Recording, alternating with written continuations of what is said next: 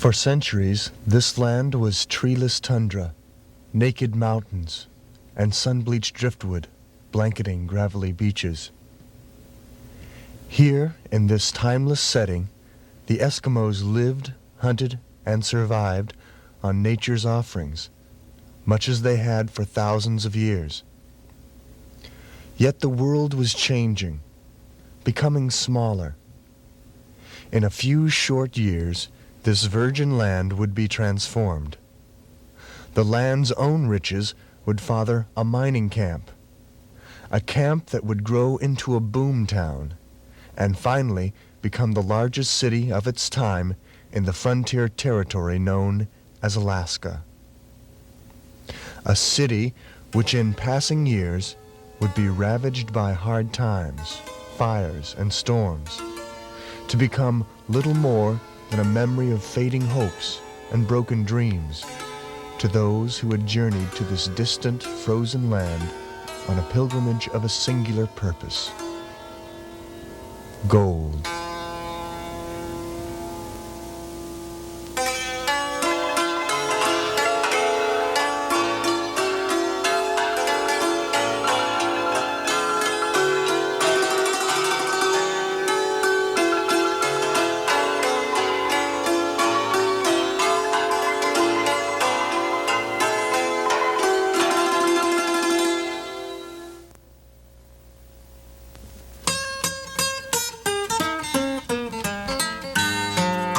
It was three Scandinavian-born miners who first discovered the rich gold deposits on Anvil Creek in late September of 1898.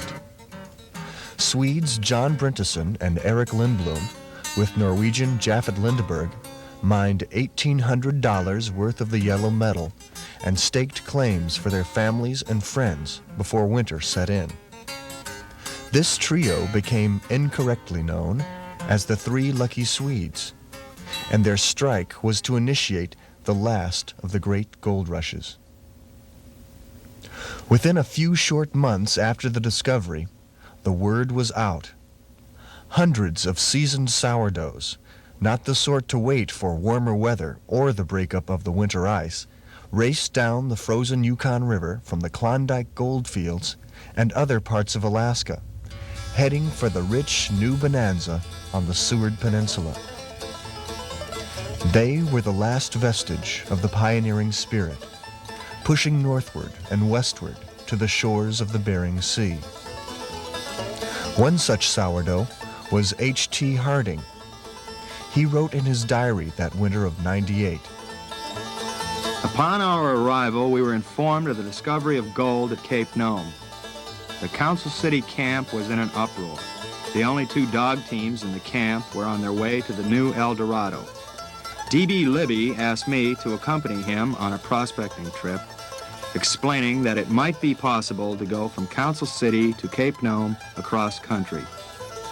Heretofore, we had been prospecting in a country well supplied with timber and were as safe out in the open as if we were in our cabins. But a trip across a bleak, timberless country without dogs to pull our sleds was an entirely different undertaking. Harding and Libby would reach Cape Nome on the 28th of November, 1898. They in fact beat the dog teams which left Council before them. Steamship and sailing vessels heading north that spring of 1899 charted a new course for the sprouting mining settlement known as Anvil City.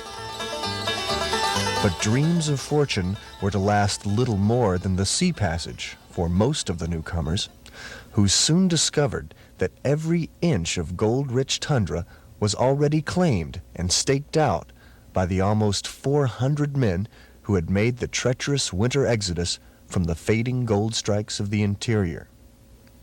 Many of these first-comers were of Scandinavian descent.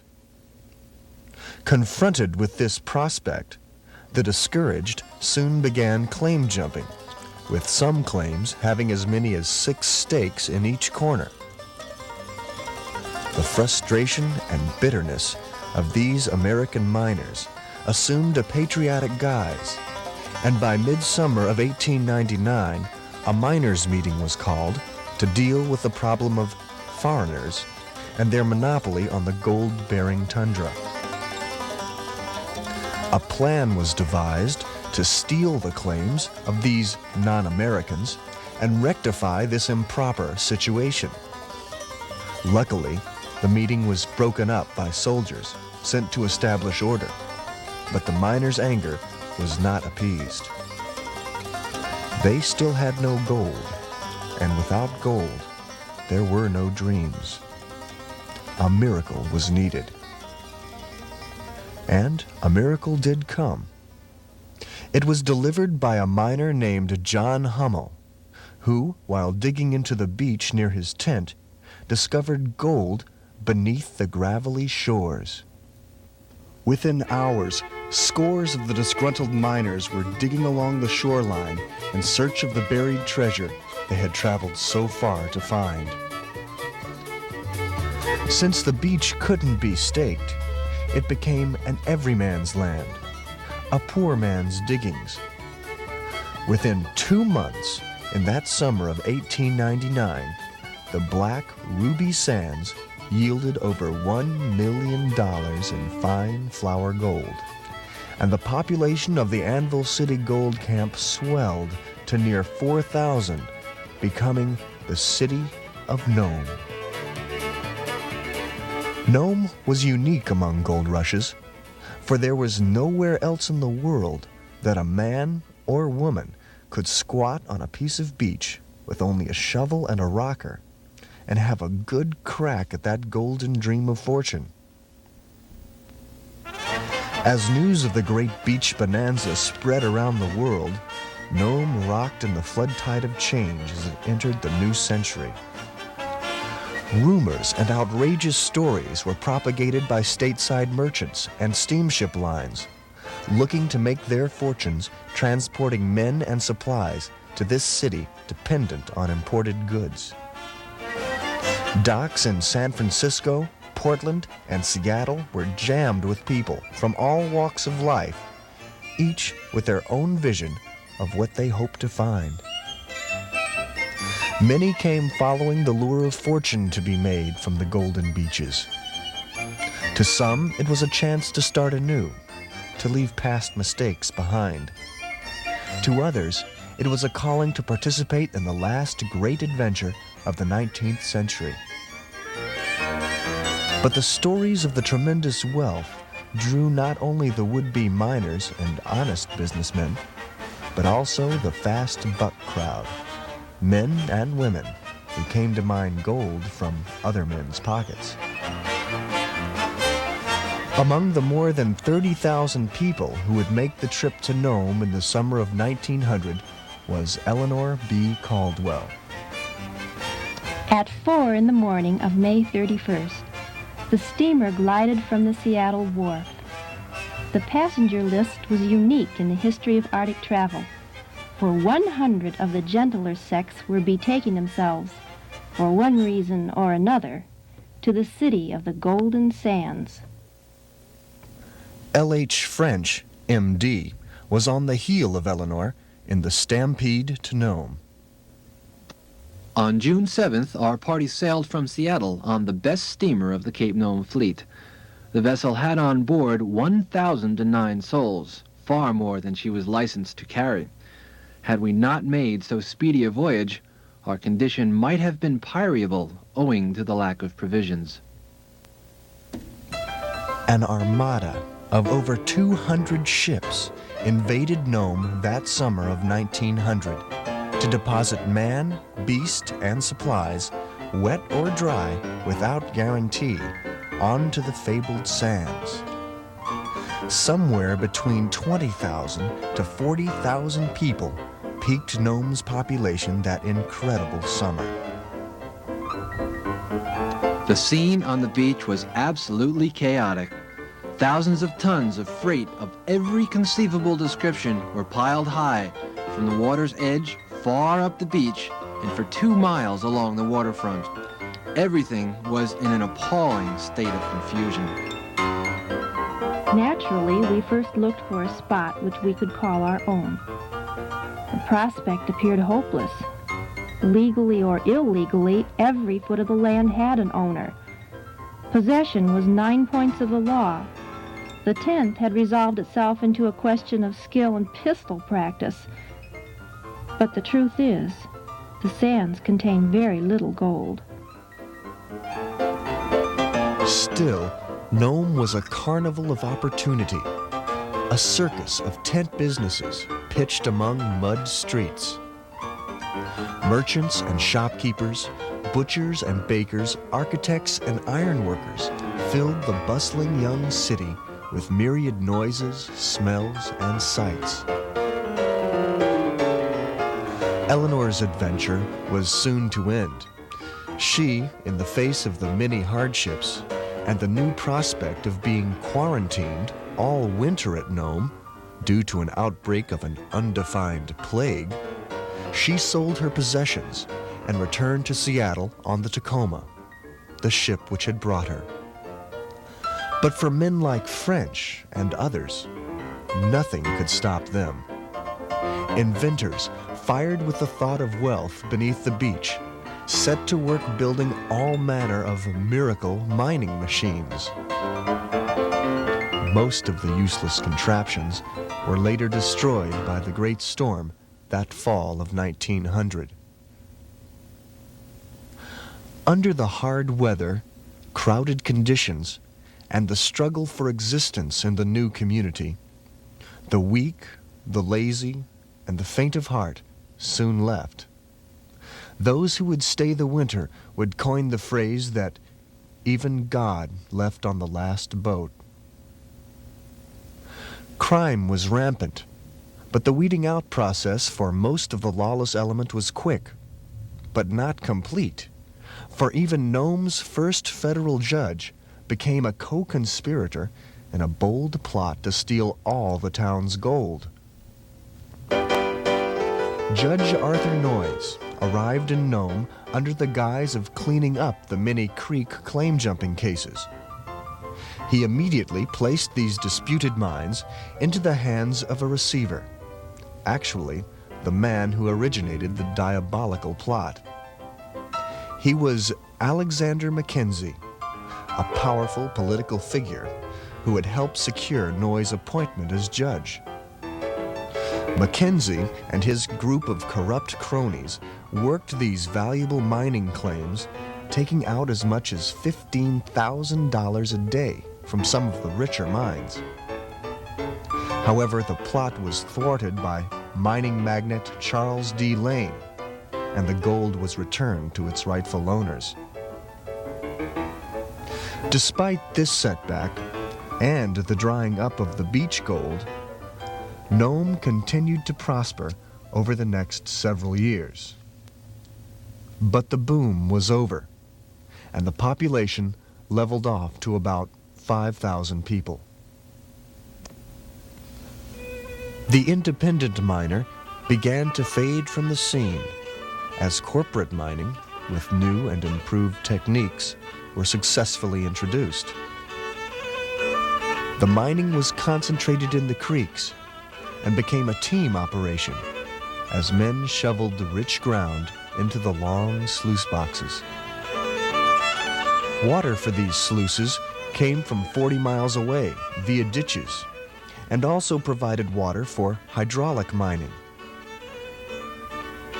Aided by huge steam plants, shafts were dug into the thawed tundra to ancient beaches as miners climbed down the dark, narrow shafts to extract the gold buried below. This innovation of thawing the permafrost by steam also made dredging a feasible operation. A railroad hauled men and materials inland. Warehouses to hold mining supplies dotted the waterfront. Banks and large mining companies poured money into town development and reaped their share of gold in return. By the early 1900s, mining's industrial era was in full swing, bringing Western civilization full force into the land of the Eskimo.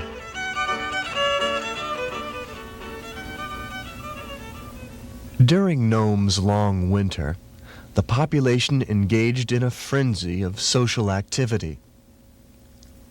Outdoor sports such as dog sledding, skiing, and outings on the frozen sea were popular pastimes. The long nights gave time for finding oneself in the idle pleasures of the social order. Birds of every feather found their own kind in professions and labor, in fraternal organizations and clubs, in business and civic interests. Plays and stage shows were held in large theaters, such as Eagle Hall, which could seat over 1,000 people. High society's elegantly dressed men and women attended lavish dances and balls held each weekend. The city began to solidify, and an air of permanence pervaded the town. Late Victorian architecture abounded with its fancy cornices and lavish grillwork. A school and churches were built. The interiors of houses were decorated with polished wood and lace curtains. Riverboats crowded the Snake River area as Nome became the major mining and supply center for the entire Seward Peninsula. It was Nome's golden era.